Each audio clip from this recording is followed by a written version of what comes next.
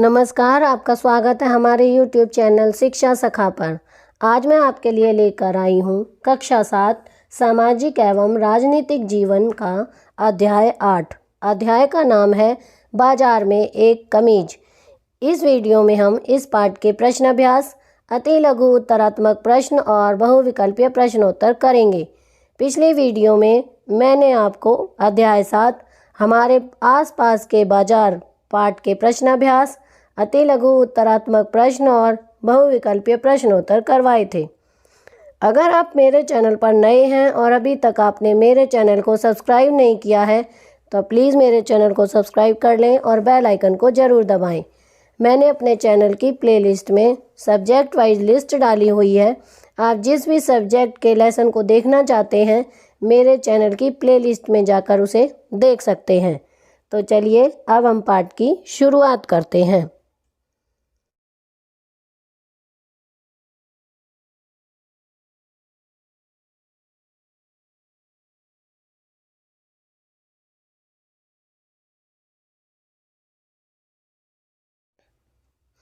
अब हम इस पाठ के प्रश्न अभ्यास करेंगे। पहला प्रश्न है, स्वप्ना ने अपनी रुई कुरनूल के रुई बाजार में न बेचकर व्यापारी को क्यों बेच दी? उत्तर, स्वप्ना एक छोटी किसान थी। फसल बोने के लिए शुरू में उसने व्यापारी से बीज, खाद और कीटनाशक खरीदने के लिए 2500 रुपये ब्याज पर उधार लिए थे।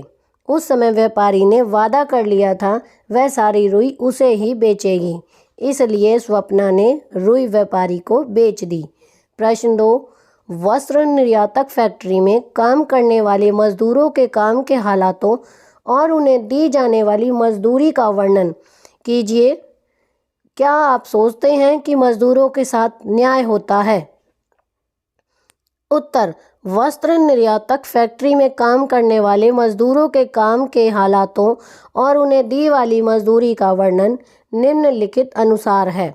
नंबर 1, वस्त्र निर्यातक फैक्ट्री मजदूरों को न्यूनतम मजदूरी देकर ज़्यादा काम लेती है। नंबर 2, ज़्यादातर मजदूरों को अस्थायी रूप से काम पर लगाया जाता है। नंबर 3, मजदूरों को मजदूरी उनके कौशल के अनुसार दी जाती है।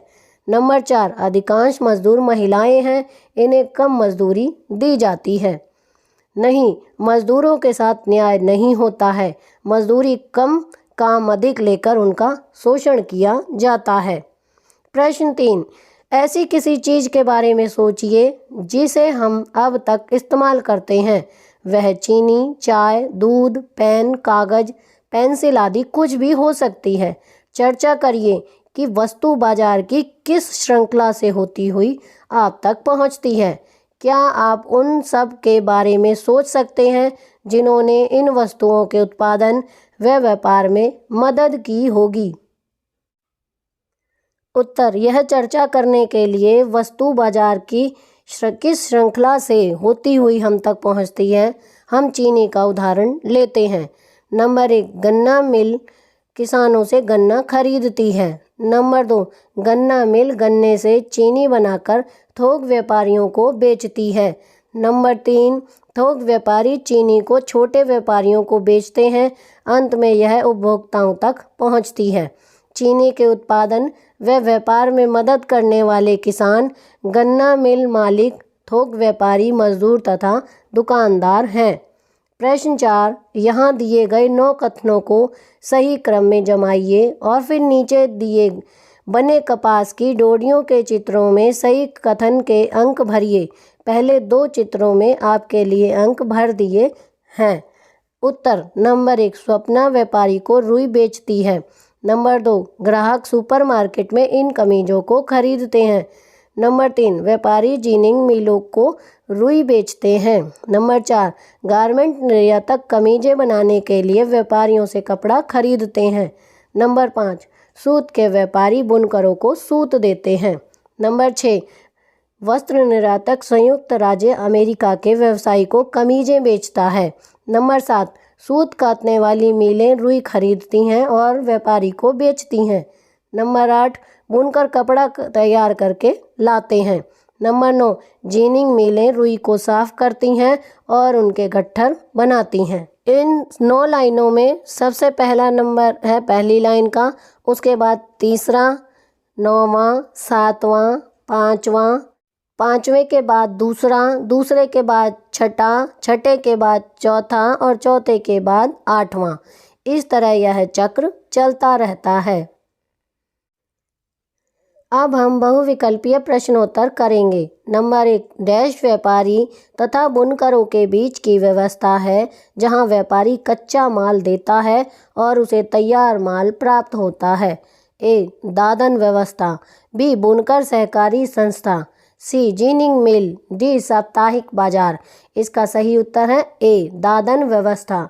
प्रश्न 2, उस संस्था को क्या कहते हैं जिसमें बुनकर एक समूह बनाकर कुछ गतिविधियां सामूहिक रूप से करते हैं। ए, जीनिंग मिल। बी, बुनकर सहकारी संस्था। सी, दादन व्यवस्था। डी, साप्ताहिक बाजार। इसका सही उत्तर है बी, बुनकर सहकारी संस्था। प्रश्न 3, डैश वह फैक्ट्री है जहां रुई के गोलों के बीच अलग किए जाते हैं तथा रुई को दबाकर गट्ठर बनाए जाते हैं जो धागा बनाने के लिए भेज दिए जाते हैं। ए, बुनकर सहकारी संस्था। बी, दादन व्यवस्था। सी, जीनिंग मिल। डी, कोई नहीं। इसका सही उत्तर है सी, जीनिंग मिल। प्रश्न 4, उस व्यक्ति को क्या कहते हैं जो विदेशों में माल बेचता है। उत्तर, ए, निर्यातक। बी, आयातक। सी, उत्पादक। डी, उपभोक्ता। इसका सही उत्तर है ए, निर्यातक। प्रश्न 5, विदेशों से देश में माल मंगवाने वाले को क्या कहते हैं। ए, निर्यातक। बी, आयातक। सी, उपभोक्ता। डी, उत्पादक। इसका सही उत्तर है बी, आयातक। प्रश्न 6, वस्तु निर्यात फैक्ट्री में कार्य करने वाले मजदूर के काम के हालात के बारे में बताएं। ए, न्यूनतम मजदूरी। बी, अस्थायी रोजगार। सी, मजदूरी कौशल के हिसाब से। डी, उपर्युक्त सभी। इसका सही उत्तर है डी, उपर्युक्त सभी।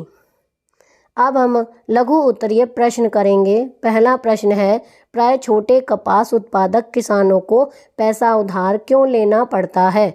उत्तर, कपास की खेती में बहुत अधिक निवेश करने की आवश्यकता पड़ती है, जैसे कि उर्वरक, कीटनाशक आदि, और इस पर किसानों को काफ़ी व्यय करना पड़ता है। इसलिए प्राय छोटे किसानों को इन खर्चों की पूर्ति के लिए पैसा उधार लेना पड़ता है। प्रश्न 2, बुनकरों को दादन व्यवस्था से कौन से 2 लाभ प्राप्त होते हैं। उत्तर, बुनकरों को दादन व्यवस्था से निम्नलिखित 2 लाभ प्राप्त होते हैं। नंबर 1, बुनकरों को सूत खरीदने के लिए अपना पैसा नहीं लगाना पड़ता। नंबर 2, उन्हें तैयार कपड़ों को बेचने की चिंता से छुटकारा मिल जाता है। प्रश्न 3, किस प्रकार से बाजार का झुकाव व्यापारियों के हित में अधिक होता है। उत्तर, व्यापारी ऑर्डर देते हैं कि क्या कपड़ा बनाया जाना है और इसके लिए वे बहुत कम मूल्य देते हैं। बुनकरों के पास यह जानने का कोई साधन नहीं होता कि वे किसके लिए कपड़ा बना रहे हैं और वह किस कीमत पर बेचा जाएगा। कपड़ा बाजार में व्यापारी यह कपड़ा वस्त्र बनाने के कारखानों को बेचते हैं। इस प्रकार से बाजार का झुकाव व्यापारियों के हित में ही अधिक होता है। प्रश्न 4, दादन व्यवस्था का क्या अर्थ है। उत्तर, दादन व्यवस्था का अर्थ उस व्यवस्था से है जो व्यापारी तथा बुनकरों के बीच होती है। इस प्रकार की व्यवस्था में व्यापारी बुनकर को कच्चा माल देता है तथा उसे बुनकरों से तैयार माल प्राप्त हो जाता है। प्रश्न 5, बुनकर सहकारी संस्था क्या है। उत्तर, बुनकर सहकारी संस्था एक बुनकरों द्वारा बनाई गई संस्था है जिसमें कुछ बुनकर एक समूह बनाकर कुछ गतिविधियां सामूहिक रूप से करते हैं। प्रश्न 6, जीनिंग मिल क्या होती है। उत्तर, जीनिंग मिल एक प्रकार की फैक्ट्री होती है जहां पर रुई के गोलों से बीज निकालकर उन्हें अलग अलग किया जाता है। रुई को मशीनों से दबाकर उनके गट्ठर बनाए जाते हैं तथा गट्ठरों को धागा बनाने के लिए भेज दिया जाता है। तो यहाँ पर हमारा अध्याय 8 का अभ्यास का कार्य पूरा हो गया है और इसके साथ ही हमारा सिलेबस भी पूरा हो गया है। तो आपको मेरी ये वीडियो कैसी लगी मुझे कमेंट करके ज़रूर बताएं। प्लीज़ मेरे चैनल को लाइक करें, शेयर करें और सब्सक्राइब करना ना भूलें। Thank you.